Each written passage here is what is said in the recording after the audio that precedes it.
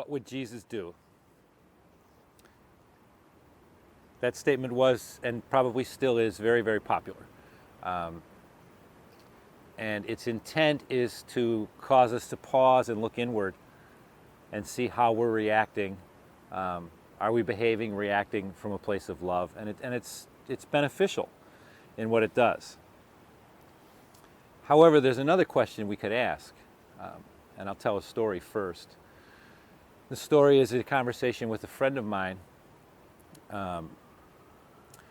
who was telling me about a friend of hers who had lied to her, or she concluded or assumed that she had lied to her. Her story didn't line up, and we've all had situations where you're listening to someone talk and it just doesn't feel right, so you conclude that they're lying, or there's just something not right about their story. Well, that's what was happening with her, and she was explaining to me that she was sure that this person was lying to her.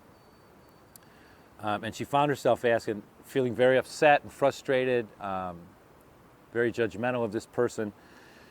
And she said over time, she caught herself hearing that statement, what would Jesus do? And she recognized that she wasn't being loving, but she couldn't let go of the anger and the sense of betrayal that she felt from this person who was lying who she had decided was lying to her.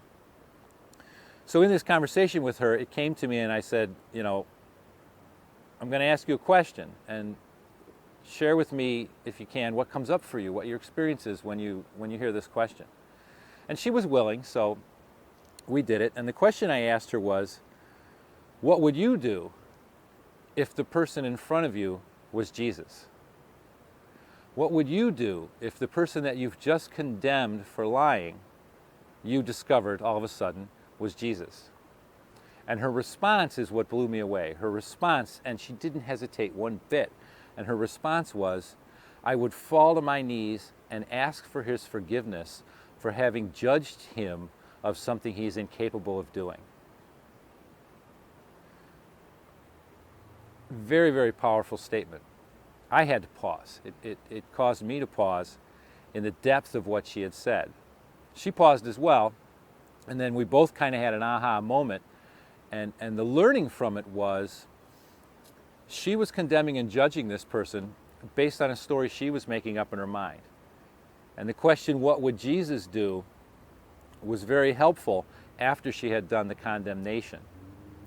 But the question, what would you do if the person in front of you or the person you were judging or condemning was Jesus, is a much more powerful and effective question in its teaching, because it almost prevents us from drawing the conclusion of judgment.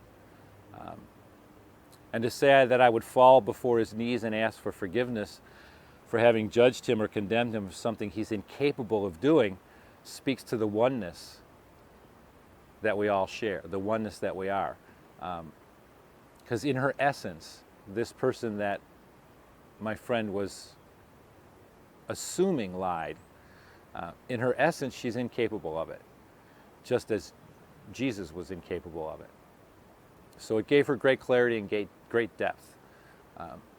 So again, the question is not what would Jesus do, but rather what would you do if you realized the person standing in front of you was Jesus?